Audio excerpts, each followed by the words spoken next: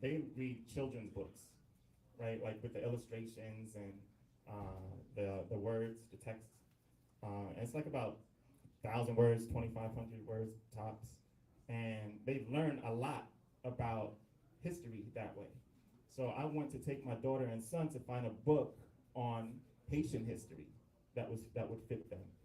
And I went from bookstore to library, and there was nothing available. Um, so I'm an entrepreneur, right? So I was like, well, I wonder if I put something together, if people would be interested. And that's when I came out with my first book, Haiti, the First Black Republic. Um, and that was in 2015. And everyone loved it. And they've been supporting me ever since. And now I just published my sixth book, which is Heroes of the Haitian Revolution. And Franz, I know you touched upon, you said it in your explanation, that you had sort of an identity crisis. As a Black American living in this country, you knew that you were Haitian, you knew that you had a history that was outside of the US, but you didn't know anything about it. And even our parents, growing up didn't teach you about Haitian history. Do you feel that other African Americans also struggle with that identity crisis?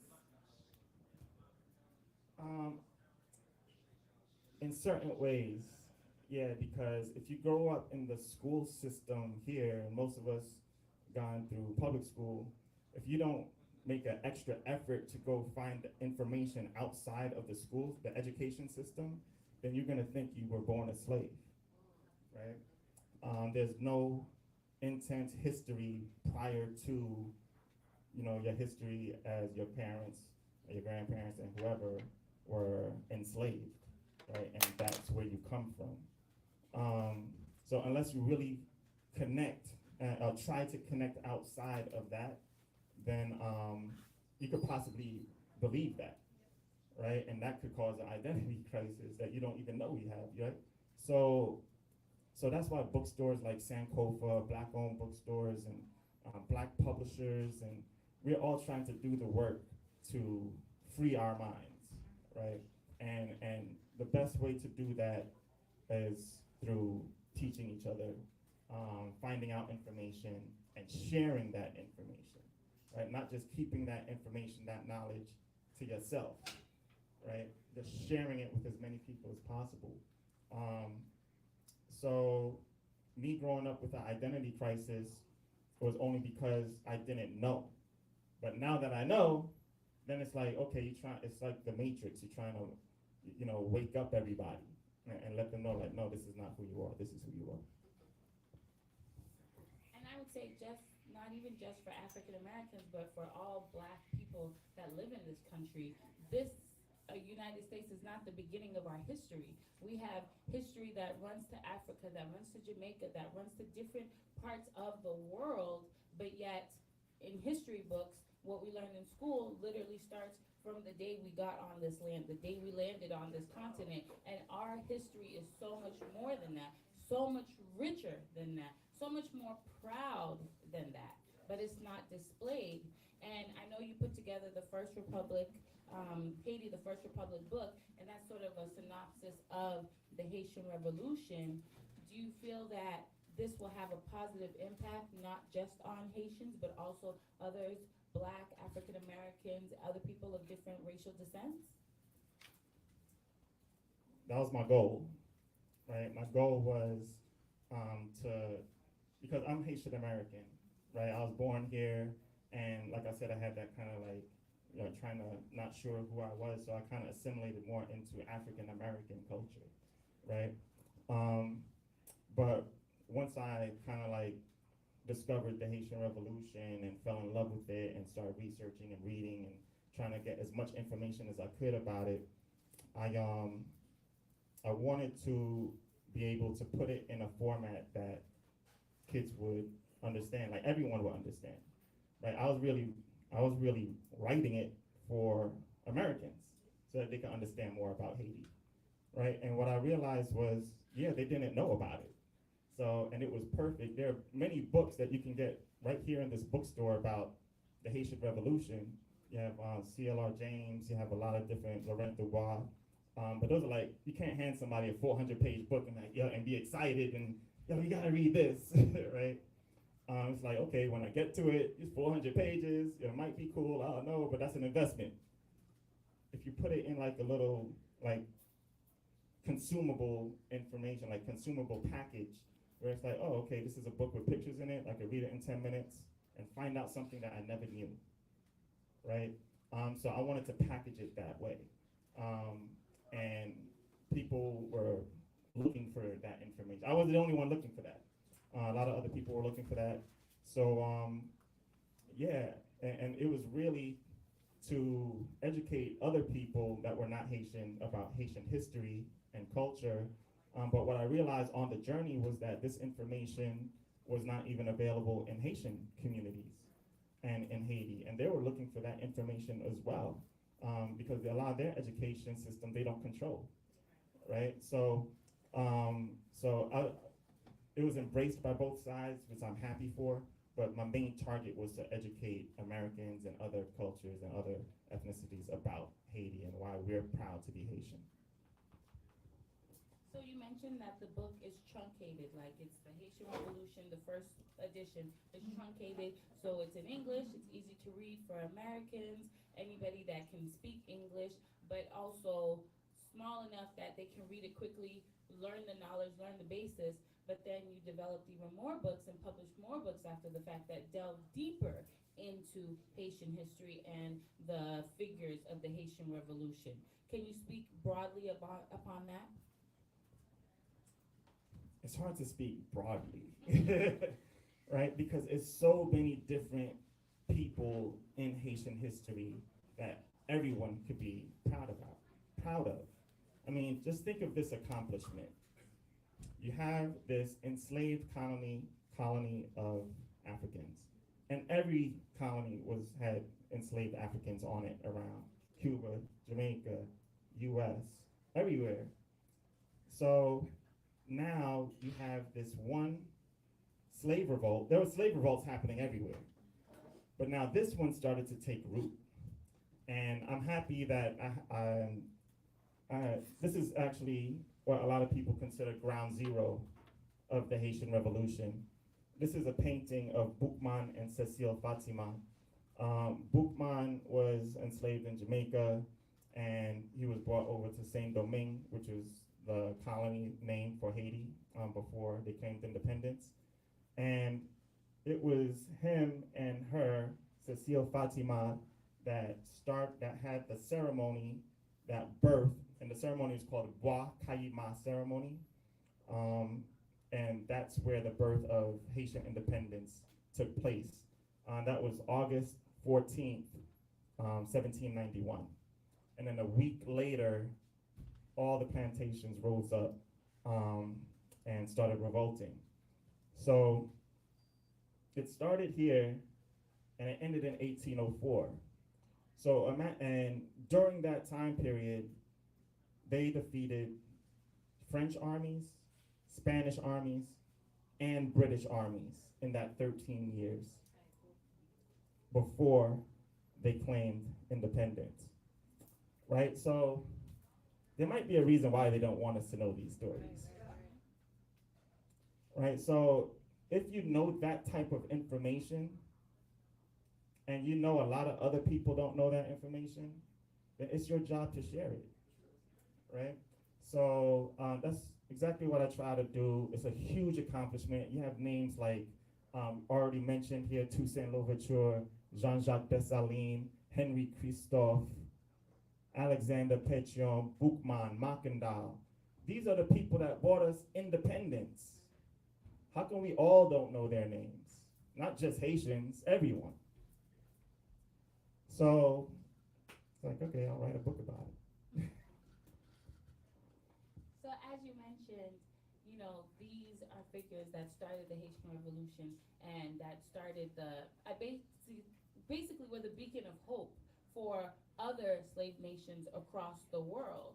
So how do you think that others that are not just of Haitian descent should perceive the Haitian Revolution, should have that knowledge of history? How do you think it should affect their lives? Well, like, it will probably affect their lives the way it affected my life. You know what I mean? Like, once I found out that information, a light switch went on, right? And it went from me trying to work hard, provide for my family, um, you know, be a good dad, a good husband, a good, son, and all that stuff. But then when that clicked, then I realized I had a mission that was greater than myself, right? And we all have that mission. There's a lot of distractions out there that take us away from our mission, right? But once you understand that you have a mission, that once you found out what your mission is, then you can't really sleep, right? Because you have a mission and it has to get accomplished, right? So the light switch went off, and my mission was to share as much information about what our ancestors did, right? Not for them, for everybody. They weren't Haitian, they were Africans, right? So, yes, they claimed independence and renamed the island Haiti, right? Not Haiti, Haiti. And Haiti is the original Taino name, indigenous name of that island that the Europeans came and took over from them, right? The original name then was Haiti. So Haiti defeated the enemy that genocided the indigenous population and then renamed it the indigenous name. So, I mean, and then they wanted to create an empire. They didn't want to be the only ones. Cuba, our brothers in Cuba enslaved. Our brothers in Jamaica enslaved. All of our leaders, Toussaint, Dessalines, Christophe, Pétion, they all helped other countries during their independent struggles with their colonizers. Simon Bolivar in Colombia. Greece, that revolution that they had over there, right? There's statues and big statues of our leaders, Haitian leaders all over the world, right? But how come we don't know about them here?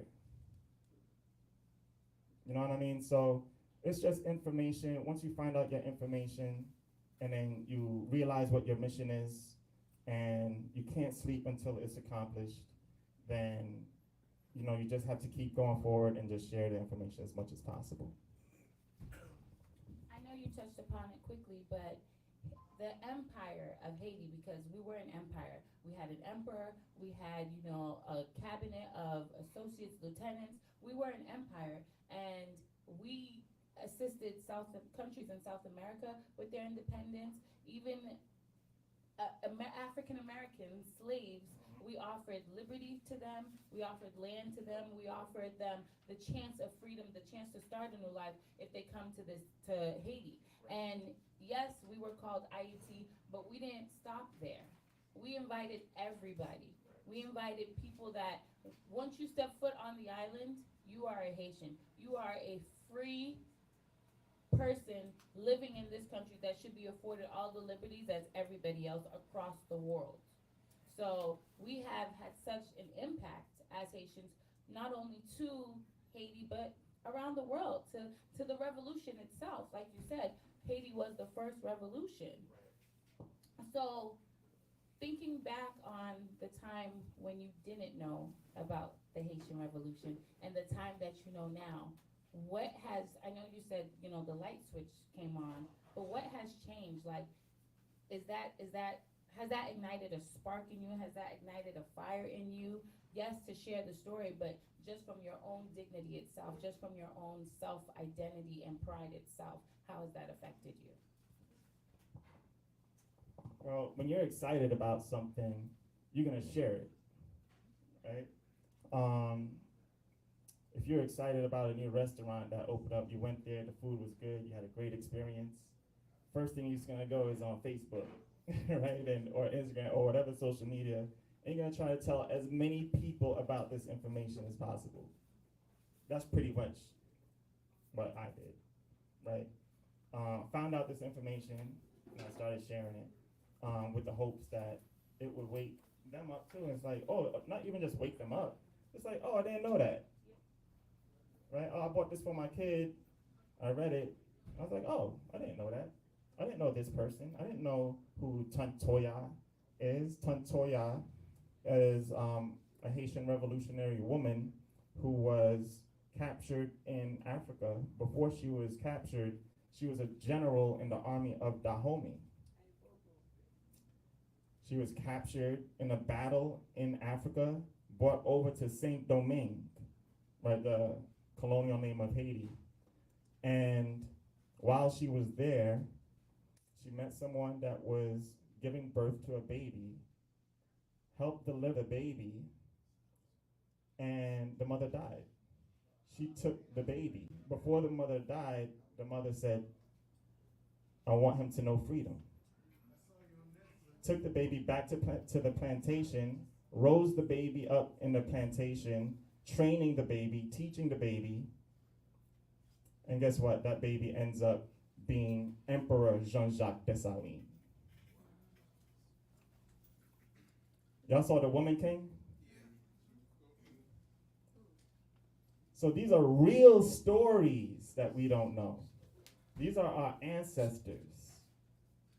Right? We need to know this information. It makes you proud. So that's what we're trying to do, right? And just share as much as possible, and also put it in different formats. You know what I mean? Like when you say excited about something and you can't sleep about something, so you're always thinking about different ways you want to do it, right? So I kind of started, with the children's book. Then I started with the portraits. I partnered up with Kervin Andre, A Comics Art. He couldn't be here today. He had an art exhibit in New Jersey, but we've been going on tour together where we've been displaying all of his art.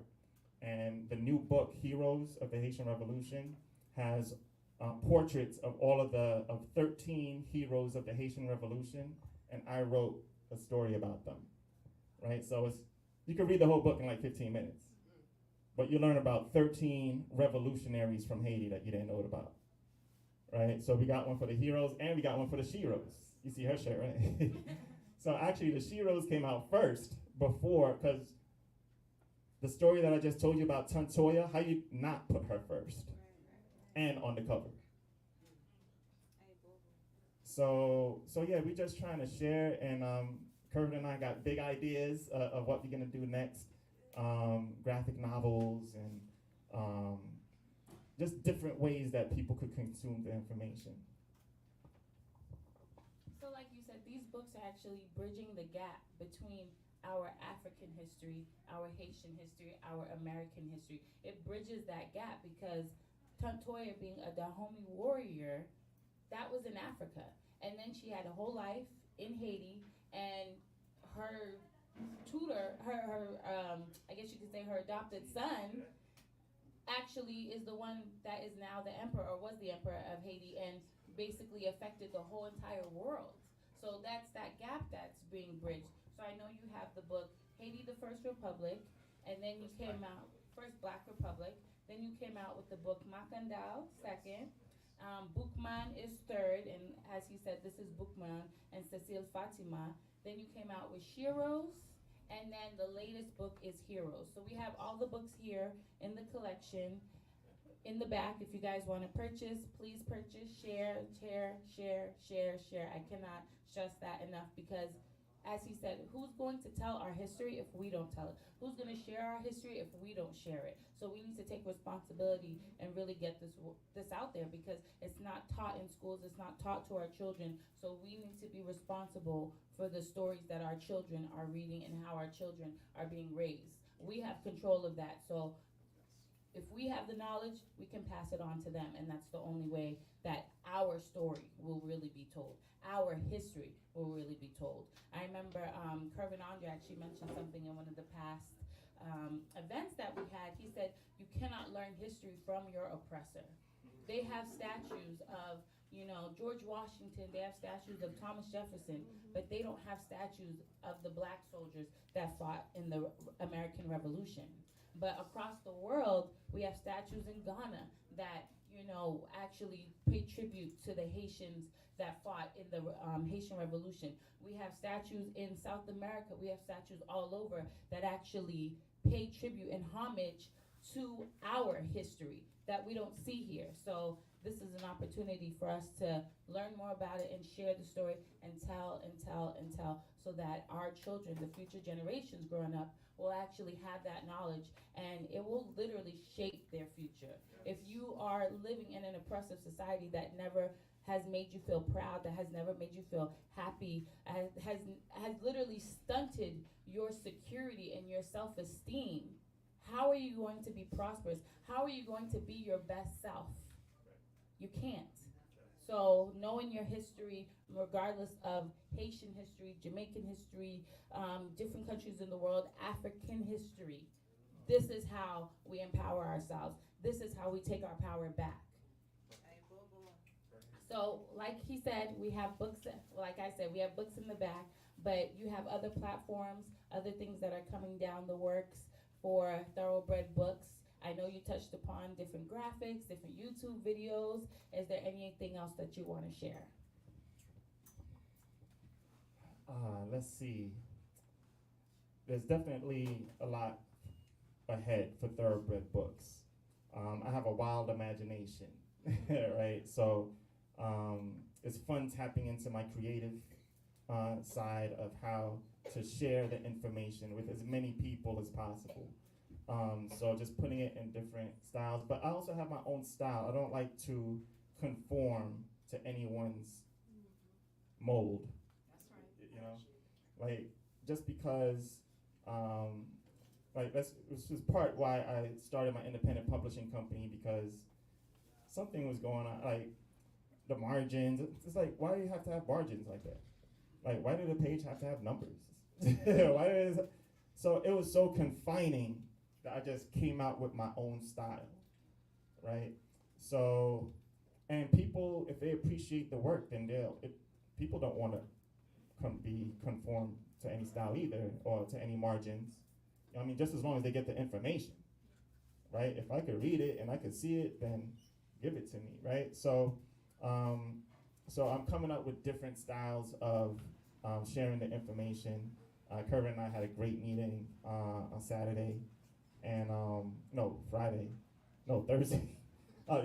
We've been on tour, so like all these days are running together. There's a lot: comic books, graphic novels, and different things. I like print media. I can't get visuals right, but there are people doing great things, putting together movies about the Haitian Revolution. Docu-series, like Netflix type series about the Haitian Revolution. So there's people doing great things with that, and I'm supporting them, right, in that fight. But I like this style. I like being up on the shelves, right? This is a bookstore. Look, the bookstore is filled. You know what I mean? You like seeing nice covers and good information. And I'm a book guy, so I'm gonna try to come out with different styles. But people keep on asking me about merchandise too. Like, I know the t-shirts look good on her, but I'm like, I just need something, what I'm saying, to share the message a little bit more. But people always ask me about shirts and stuff like that, so I don't know, we might do something like that. So an apparel line is down the line. That's what you're saying. Maybe. The Haitian Revolution on display, walking displays. Okay, it's coming. So thank you, Franz, for coming here today, for speaking with us. We're going to open it up to questions, but like I said, also, he is here, so if you get the book today, Franz is here in person to sign the book for you, so make sure to pick up a copy and come see him after, and I'm opening up to questions. Yeah, I just want to say thank you for coming today, and I appreciate the fact that you mentioned that some of the Africans were Muslim in Haiti. Yes. But can you speak of, in terms of why Haiti is so poor today? After the successful revolt, I'm from South Carolina, and I remember the first time it was mentioned, white folks were scared. They were like really nervous. They're still scared.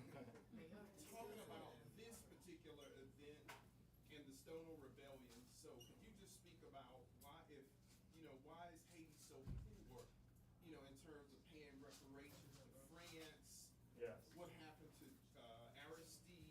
Right. You know, there was an earthquake a few years ago. So Yeah. can you just speak in terms of why Haiti is so poor today? Absolutely. I have a mentor by the name of Professor Baina Bello. Right? Oh, please give her a round of applause. In fact, she's the author of She Rose of the Haitian Revolution, which is here today. We published that together along with Kervin Andre. He did all of the portraits. Baina wrote the story. I published the book. Right? So, and one thing that she always says, right? There's no such thing as poor people. That's right. Right? Well, there's no such thing as poor countries, just poor people. Haiti is filled with resources. Right? So wherever you see the people are the poorest, that's where the land is the richest.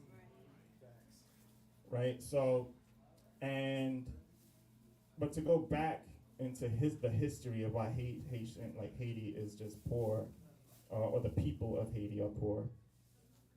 We claimed independence, and we were thriving in independence because we had the resources. And it didn't matter if we were getting ostracized by all the European countries and the US. They were like, oh no, don't deal with Haiti. They were dealing with Haiti, right? They got coffee, they got indigo, they got wood, they got sugar, they got cotton, right? So Haiti was thriving in the early parts, building an empire. We have Henry Christophe. He was a king. He built a kingdom in Haiti, in the north of Haiti. He was king. Yes, the largest fortress in the largest fortress in the Western Hemisphere, Citadel. He had a Sanssouci Palace. He was a king, right? And he was trading with all of them except for the French. He's like, F the French, right? You got the U.S., we got Great Britain, we got the Spanish. I don't need the French, right? So then it started with a little bit with the infighting within the country, right? So the infighting starts coming. The kingdom is taken over by the republic in the south. I mean, I don't want to sit here and talk for hours, right? But it was a lot of foreign interference, right? Of course, we're a young country. We're trying to figure out how to become an empire with enemies, powerful enemies, right? Trying to keep us down at every turn. And there's a couple of deals that you signed. You mentioned the you mentioned the debt, right? So 1825, the current president of Haiti, his name was Jean-Pierre Boyer. The French came to him with a deal that said, all us European powers will recognize you if you pay us reparations. So what that means is, once Haiti claimed independence, all the major European countries ostracized Haiti. Like, politically. Yeah, they were dealing with Haiti, but politically they were like, no. So France said, okay, well, we'll openly trade with you and do everything with you if you pay us back the reparations from all the assets that we lost during the Haitian Revolution. They had gunboats in the harbor, right? But that was a tough decision. But in my opinion, it was the wrong decision to take that deal. Let's just go back to war and figure it out. But it's a tough decision because you're bringing your whole country to war.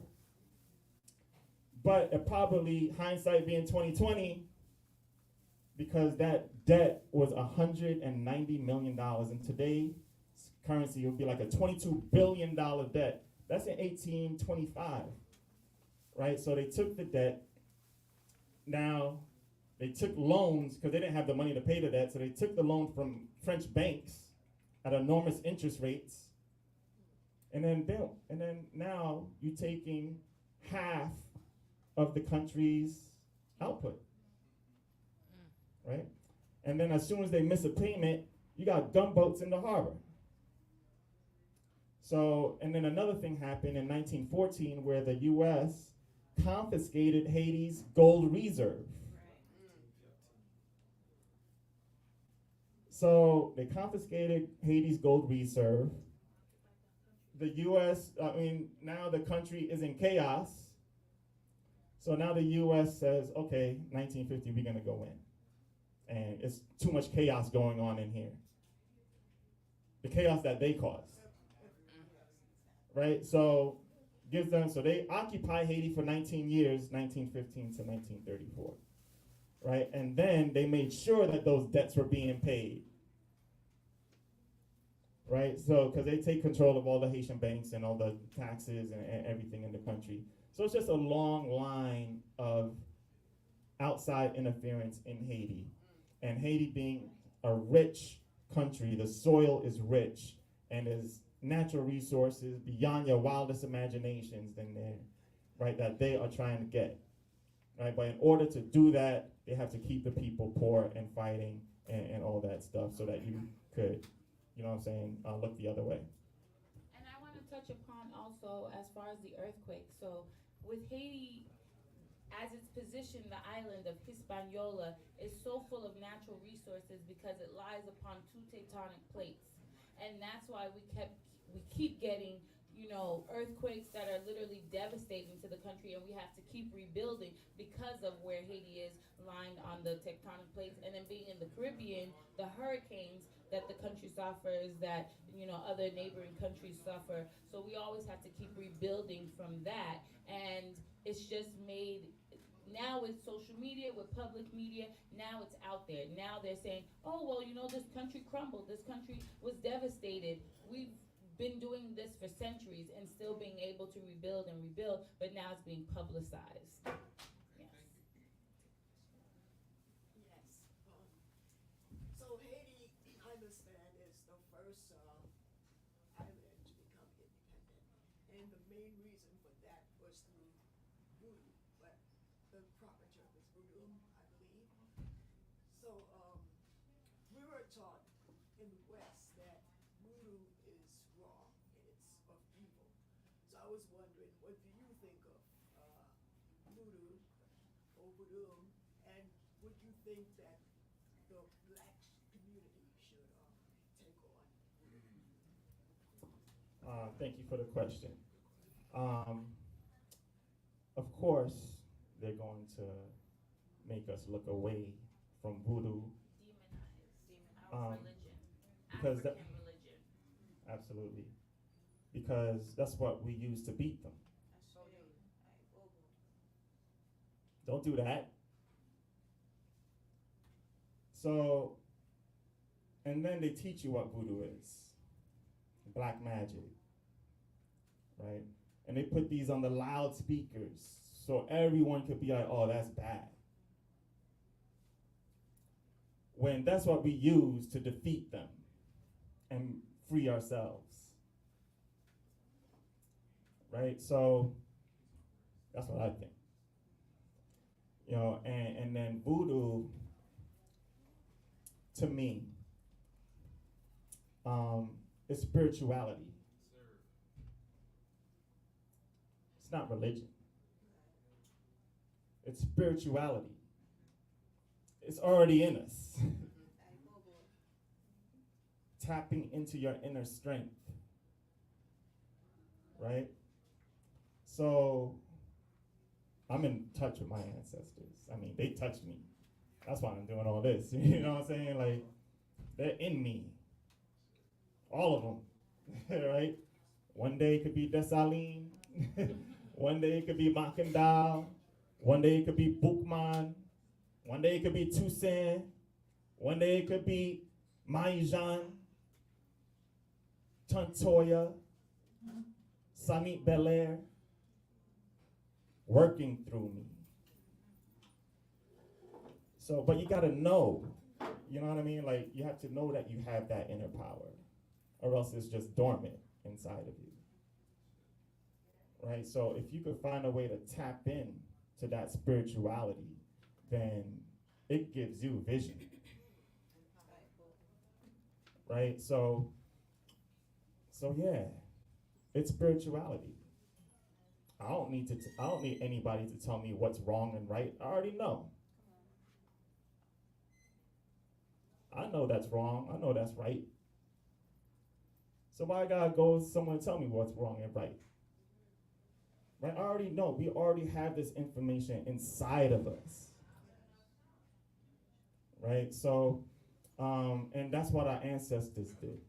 They came straight from Africa. They like, what's oh, look. Spirituality. This is how in this book I have available over here. It's called Boukman and Cecile Fatima, Black Revolution. There's a prayer that this guy right here, Boukman, he recites during the voodoo ceremony. It's called Boukman's Prayer. If someone wants to bring me that book, I could read it for y'all.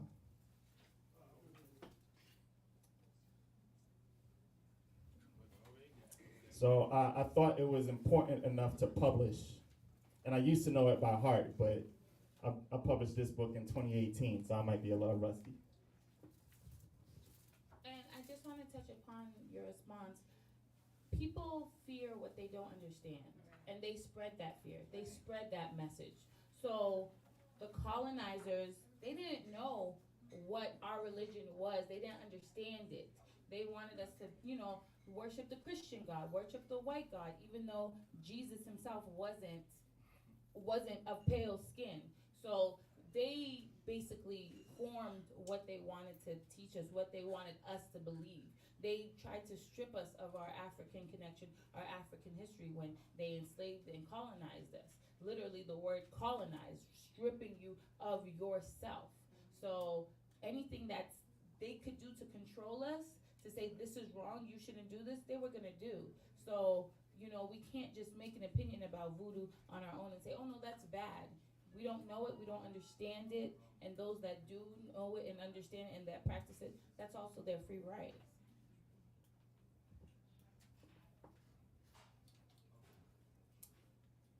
So let me set the scene before this was read. This was a Bois Kaima ceremony. This woman right here, that's Cecile Fatima. She's been planning this ceremony for years. Walking to different plantations all across the north of Saint Domingue and saying, we're going to meet up, right? So the day comes, August 14, 1791. It's about 200 Africans, enslaved Africans, on the meeting site. It's in the north of Haiti. Everyone knows it as Bois Kaima. Right? Bois Kaima, Bois tree, Kai, house, Ima. Right? The Ima has a little like a Muslim kind of thing. Boukman, he was an African Muslim when he arrived to. Well, a lot of people say that he was, but now all the Africans are huddled. They made their plan that they're going to rise up in revolution the next week. But before they break the meeting, Boukman makes this prayer.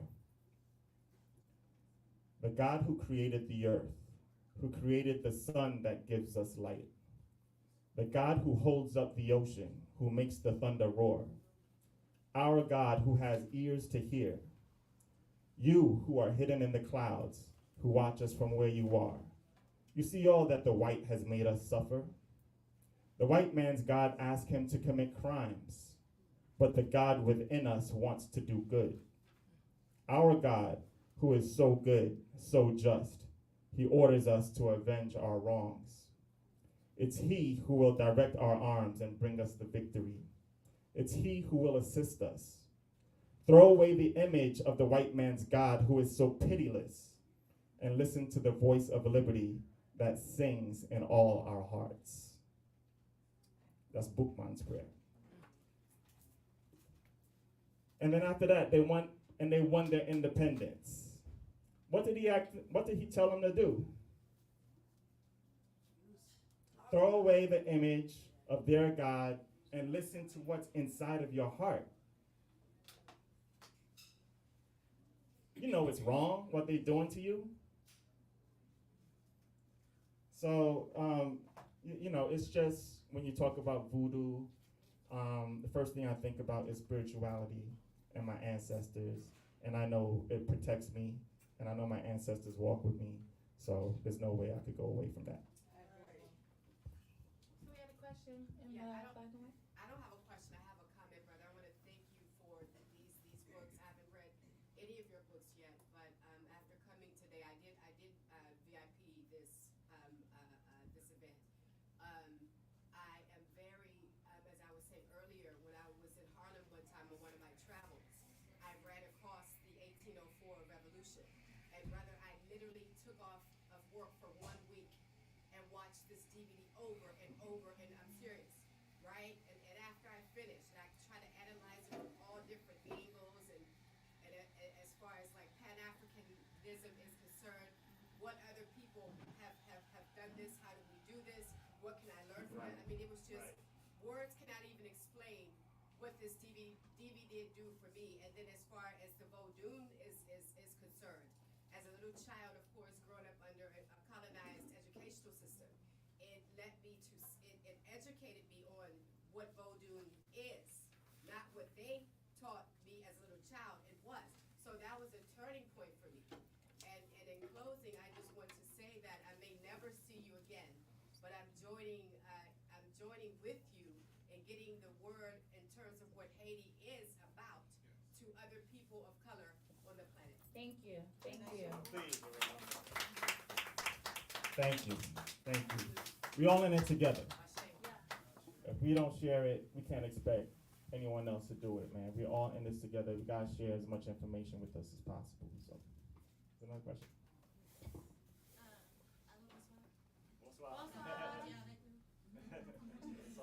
question is, can you talk about other leaders besides Aristide that have brought attention to reparations and why we're still paying it? And what happened to them? Are they even alive? Because I know Aristide was not the first. He may have been. I don't know of anyone who was asking for reparations in Haiti before ISD. Not at a government level, like president, I'm not sure. But we, not that I know of. Not reparations, but like why are we still paying France? Well, we paid the debt. We paid the debt to France. It took us a long time. In the 80s, we finished. Yeah, but we paid every cent of that debt. Right? So, I mean, that they don't tell you that either. Right? But they still started messing with us. You know what I'm saying? Like, oh, you paid the debt? All right, we'll find something else and we go stay in there. You know what I mean? But, wait, repeat the question one more time. Ask for reparations and stuff. Yeah. I understand what you're saying, but I think we just worked hard to try to pay it off. You know what I mean? Like, yeah, we got occupied, and then they took over, and then they left in 1934. I think the debt was paid like around 1947. Actually, I think it was like paid. I mean, that's from 1825 when the debt was imposed. I think I asked the question wrong. Sorry.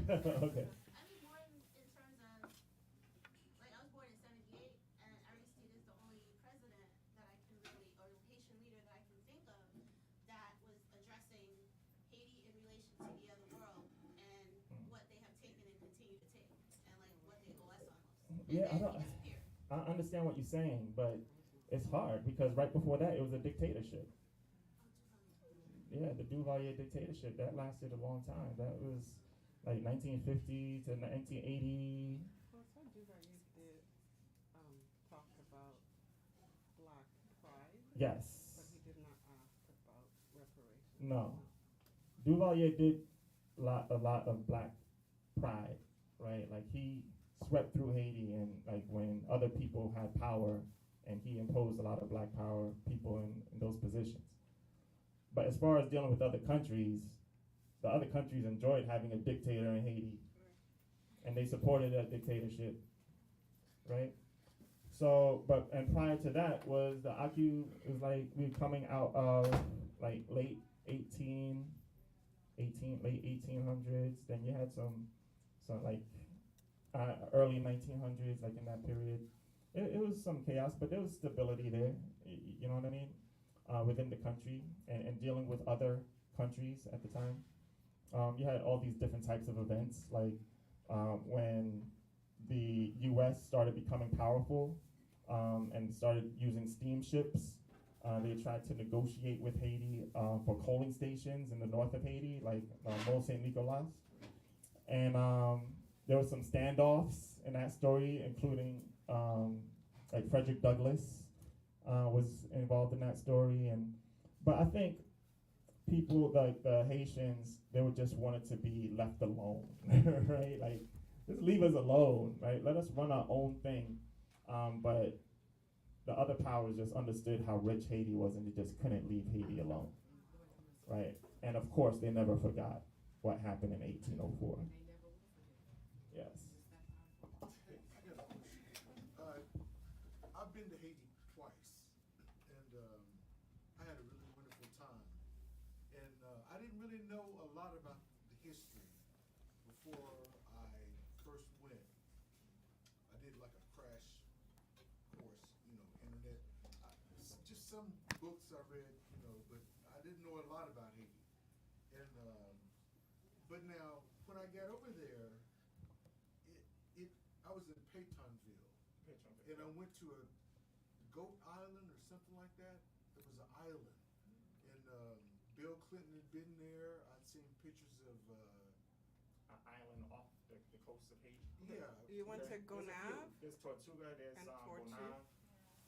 I thought it was There's called Isle. Goat Island. So it might be Gonave. If it was Maybe Gonave. go now. Okay. Well, so that's what I saw. But now, what I'm getting at is that it still looked like, Haiti was still kind of, it's still really kind of colonized, didn't it? Because I saw a lot of Christian on the airports.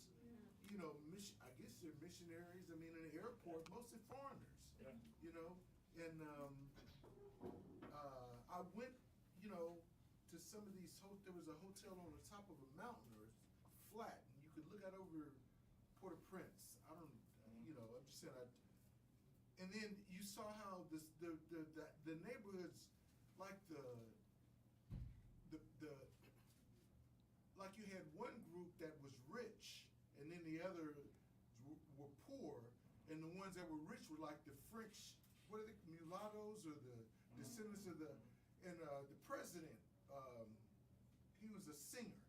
He was a singer down there. He got elected president. Yeah, Michelle. And but I understand he liked Duvalier. I understand. I don't know, but anyway, it was a really mixed up kind of a thing. You go into some restaurants and there's nothing but Europeans in there. Yeah. And the Haitian people. Yeah. Really weren't. I bet some of the people. They're not really they're not really educated. At least the many people. This other little elite group, they were the wealth. I mean, just kind of being around that was like in a whole different. It was just amazing to see that. And so I don't really know sometimes if is Haiti really just like us over here. Are we really free? You know what I mean? But I guarantee you this. You say you've been to Haiti, that means you stepped foot on probably one of the richest places in the world. Yeah, I heard about the gold. I heard the stories about. Yes. Yes, that's what you gotta know. Right, it's not no poor country. The people are poor. Yeah. But it's not a poor country. Right? But we don't have control of those resources. Those mulatto kids or whatever they call them. Politics. The gated houses and all that fortress stuff. You got that here. Not like People that. with money It got. ain't like that though. Now, I've Well, here's a middle class, right? You live in the what? You from where? Where you from? I was born in Arkansas. I grew up in Alabama. I've been in the DC area for about 20 years. Yeah. But I'm an American, if that's what you're talking about. That's not what I'm talking about. Okay. Nah, I'm I've talking been about. around the United States. I've been around. Nah, I'm not saying like where you from. Like, I'm just saying, like what I see here, yeah, we got a little bit more than Haiti, but we don't really control the resources of anywhere. You know what I'm saying? Like, That's what I'm saying. we, Does it look the same? Does it like our condition? You know, we were by the British, obviously. You know, you guys were the French, but it was isn't different. Isn't the condition kind of, if not the French same, were more very, brutal. very similar, very, very similar.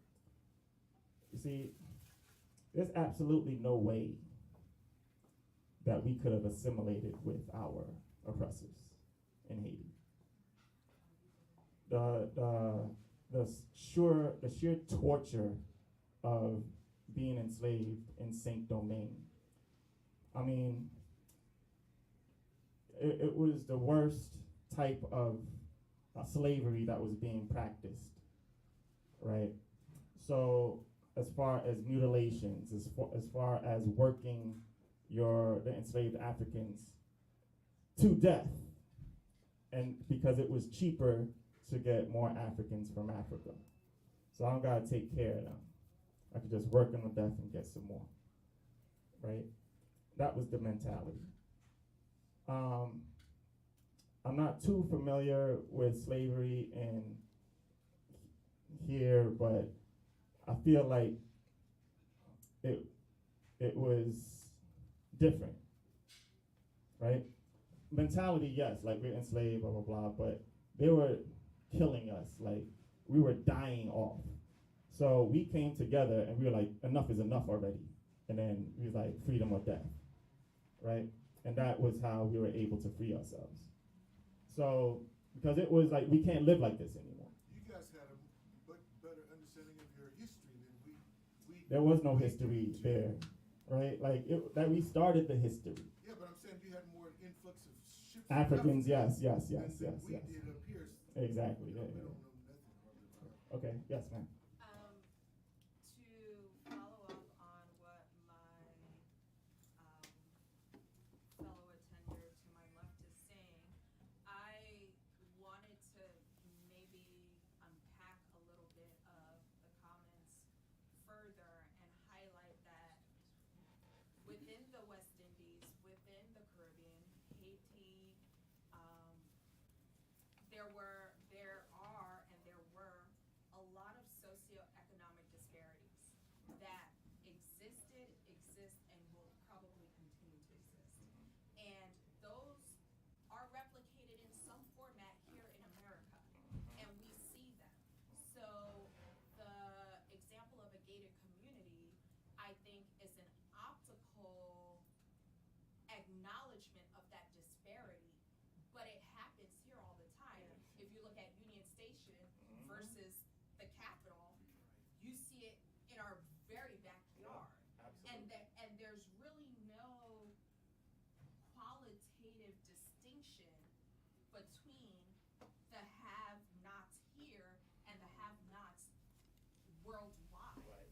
It is still a lack of resources, a withholding of access to the goods, the services, the education, the knowledge that will lift you up and empower you outside of reliance, codependence, infancy on your master, so to speak.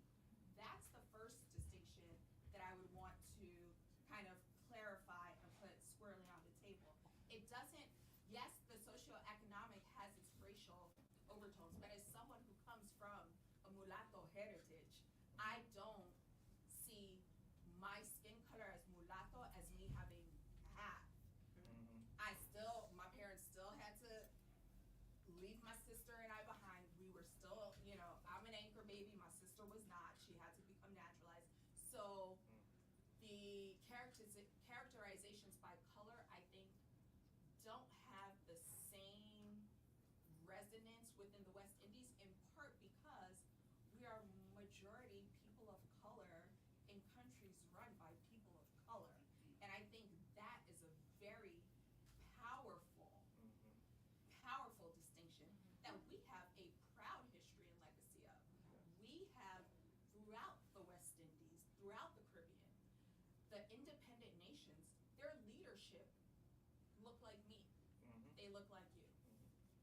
And this goes back decades and generations from whenever independence was first won. Yes.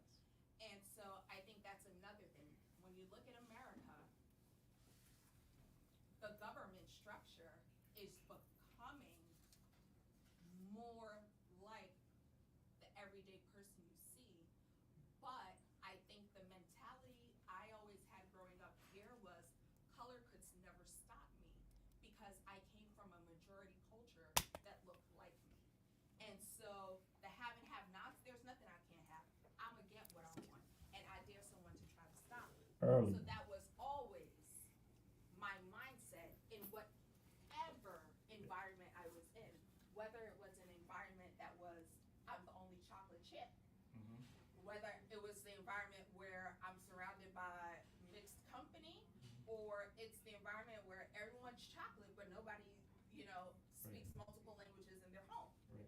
So I think that's also something that needs to be kind of sectioned off and highlighted for ID, which is the leaders were all of the same racial makeup, which is why the socioeconomic to me is more relevant than the characterizations by I skin. absolutely Now- 100% Now, I agree know with that Sweet statement. Mickey might have something different to say, but he's not here, so we gonna.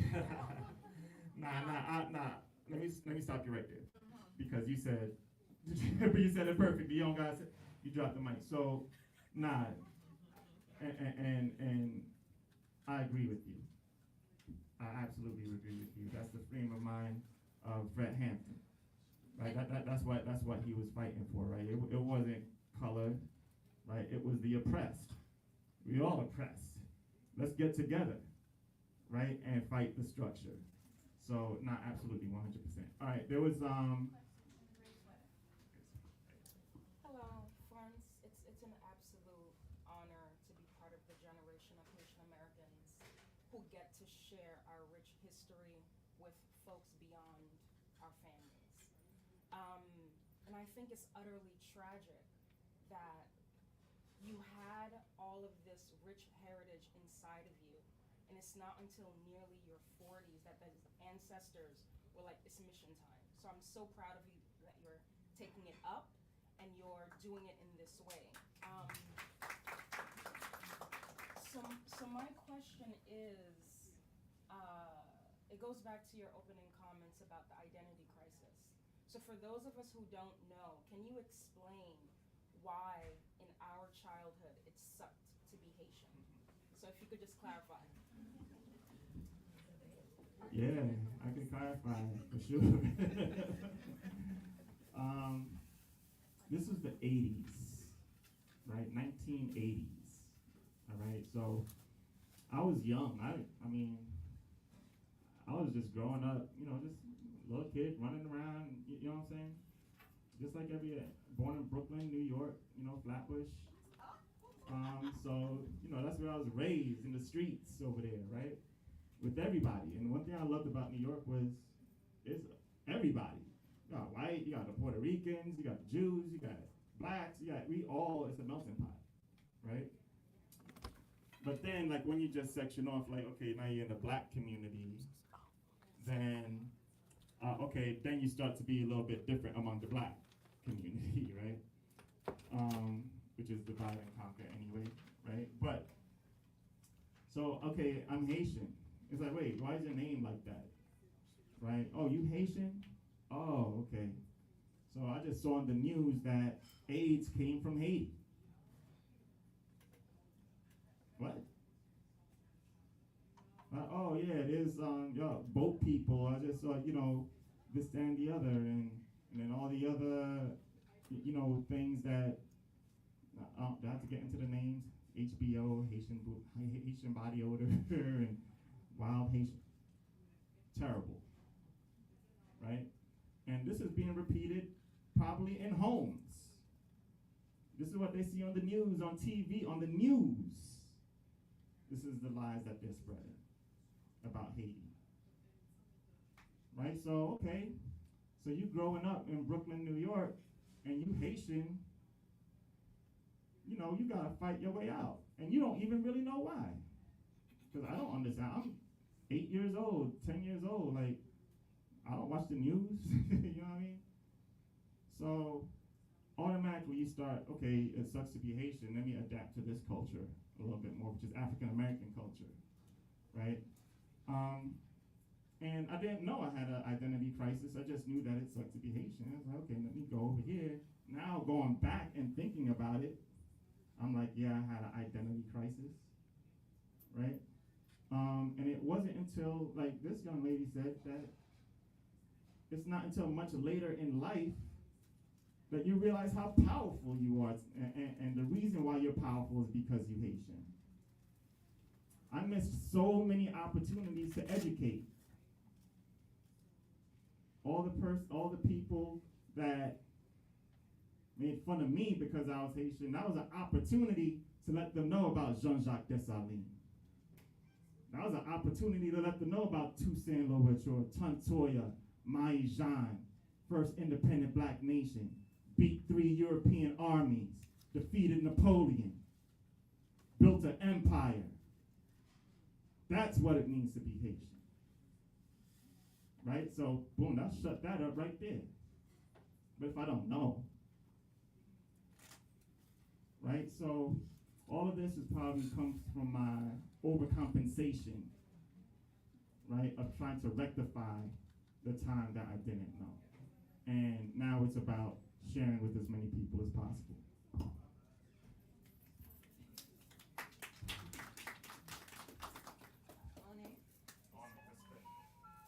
So you mentioned Baina Bello, and I got to see her at one of your events down in South Florida. And one of the things that she taught us is that when you come into the space and you greet, you begin with One, honor, you respond with respect is respect. So I wanted to put that out there. And then like the sister was saying back here, that resources are being held, something keeps being said in the space and it's making me cringe. So I just wanted to speak to it and offer a change to the narrative because we're all about stories, right? And our story. So, like Bayana Bella says, Haiti is not poor, right? The people are impoverished, right? It's been acted on, right? The people are not poor, so just like we're not minorities, we're minoritized, right? We're marginalized. So please, I offer to you, when you share the history, it's not, IT is poor, IT is impoverished. Right. Exactly. Thank you, sister. Thank you, sisters, for sharing that. Yeah, absolutely. 100%. You know, it's never that, right? Like I said earlier, wherever you find the country of the poorest people, that's or the impoverished people, right? That's where the richest resources are, right? So, absolutely, 100%. I agree. May I take a question from the lady in the back? Well, thank you so much for being here and sharing your great work with us. As a fellow Brooklynite, and I have aspirations to publish my children's book within the next year or two. Can you please share some of the inspiration behind the name of your publishing company? Yeah, absolutely. Once I realized that I was going to be doing this, I was like, man, I need to create something to do this through. Because like I said, I'm an entrepreneur. I have several businesses. So each business has its own name, right? So I had to come up with the name for this company. So it's something about the horse, right, that I love. You know, a lot of people say they have a spirit animal. You know, for me, I always like horses and stuff. And then the word thoroughbred, right? Thoroughbred to me means like from pure blood, right? That's a thoroughbred horse. Is like a pure. You could track its ancestors, you know, and it's pure. It's a thoroughbred. They're more valuable, right? Like straight up no chaser. So I loved it. I just hated the way it was spelled. Right, with the UGH in there. I was like, nah, take the UG out of that. Right? And then I just did thoroughbred, like THOROBRED. And I was like, yeah, I like the way that sounds. You know, what I mean, thoroughbred books, and then the logo I did with the horse because it's a thoroughbred, but then it's like books wings, like those the wings. Yeah, I don't know. I got it done on Fiverr. but nah, that's how I came up with thoroughbred. Thank you. Any other questions? First and foremost, thank you for all that you do. I too am Haitian American. I grew up in New York in the 90s, started off with Flatbush and then did Spring Valley in New York, and I too experienced very similar experiences that you had. I then pursued education, and I actually had an honor and privilege of reading Haiti, the First Black Republic, to my kids, and that was a full circle moment. I knew how it was growing up, and then being able to teach it to a diverse group of people who may not even have the Haitian background, but it carries a platform. So thank you so much for what you're doing. It's amazing. Thank you. My question is, with unfortunately the current state of our mother country, do you think, just from your experience, your ability of networking, individuals that you've spoken to, do you think we'll ever be back as to like where we started? Because there's definitely a movement within the Haitian American culture, the Haitian diaspora. You know, we are more educated, we know about our history, we are continuing to learn more about our history, and we want our motherland to be prosperous. Do you think eventually we'll get there again? Yes. That's the short answer. Right. Absolutely 100%. And I think education is a great way to get to that point, right?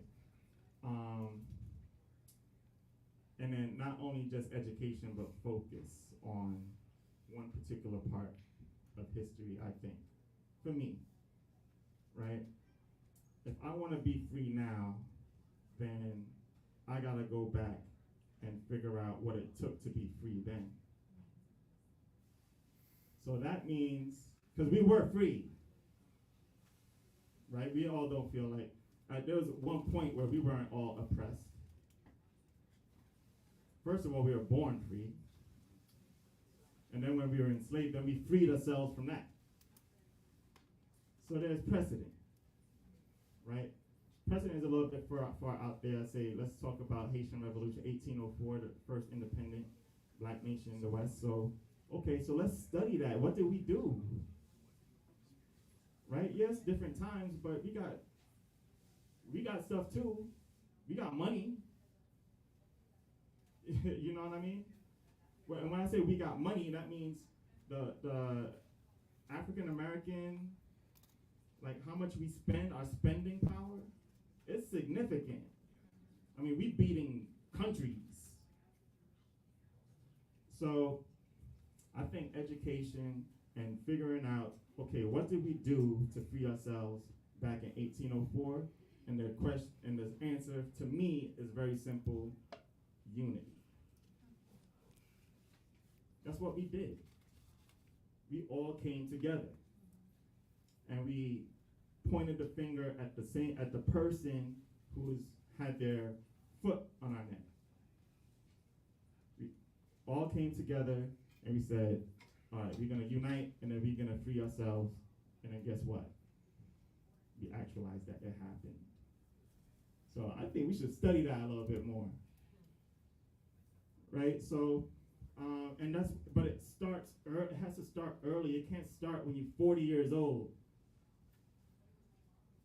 right? You have to spark that next generation. How do I get them to understand, like, they're powerful? How do I get them their story? Children's books. Get it at Howard too. Absolutely. I think that's still too old. Let's get them in the crib. Because the distractions start early. TikToks and you know all this junk to distract you. You know what I mean? And the next thing you know, you're 40 years old, and it's like, oh, the Haitian Revolution. Nah, let's get them early. Let's get them as early as possible. They can handle it. Right? So the whole idea is to kind of like get them this information as early as possible, so that they could get sparked. And you never know who you're going to spark. right? You could spark that next Marcus Garvey. You know, so it's sharing the information, educating ourselves, so that we can share the information, and then understanding what it took to free ourselves back then, and then repeat the process. Our ancestors already showed us how to do it. Any other questions? We have a comment? It's been interesting to listen to everybody talk about the poverty in Haiti, impoverishment, etc. Growing up as a Haitian American, I grew up. I was born and raised in Montreal. So I grew up in Canada. It's a different perspective of what it is to be Haitian. Also, speaking the language of the country was my currency as well. And I lived in Haiti for many years. And some of the things that we're talking about, we know our history, et cetera, and we got together. I think the splintering of how we got together is key.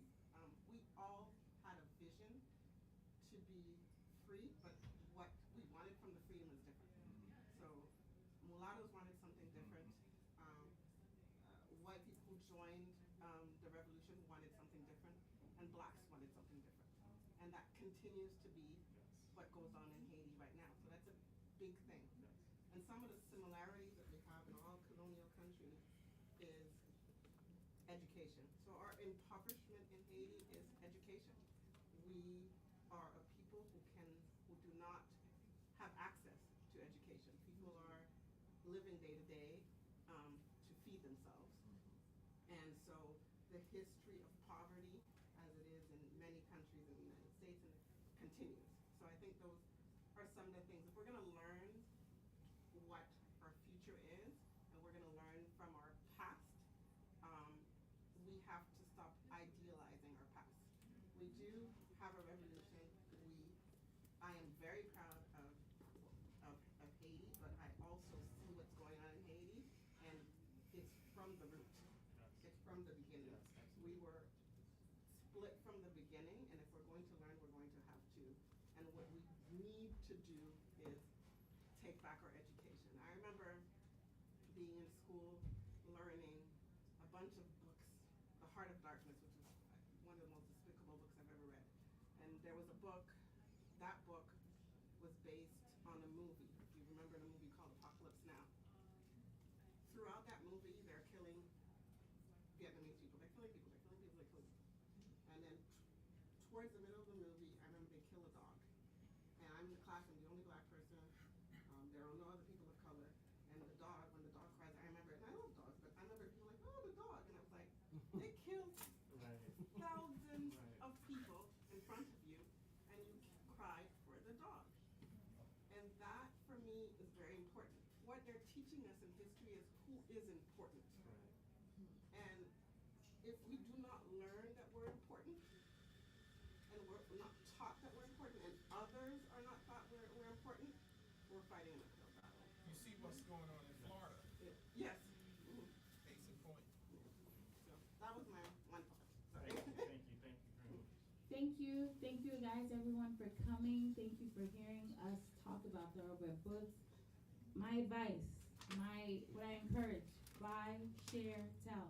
Tell your story, tell your history, share it. That's the only way we're gonna learn.